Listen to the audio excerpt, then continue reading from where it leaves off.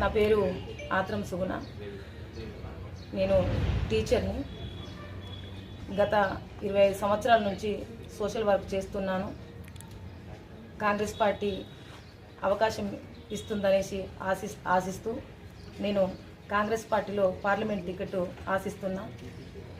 ఈ యొక్క సమాజ నిర్మాణం కొరకు కాంగ్రెస్ పార్టీ ఎంతో కూడా 1950 నుంచి పనిచేస్తూ వచ్చింది. ఇప్పుడు కాంగ్రెస్ పార్టీ టికెట్ ఇస్తే నేను గతంలో టీచర్గా పనిచేస్తూ సోషల్ వర్కర్గా పనిచేశాను కాబట్టి అప్పుడు తక్కువ పనిచేశాను.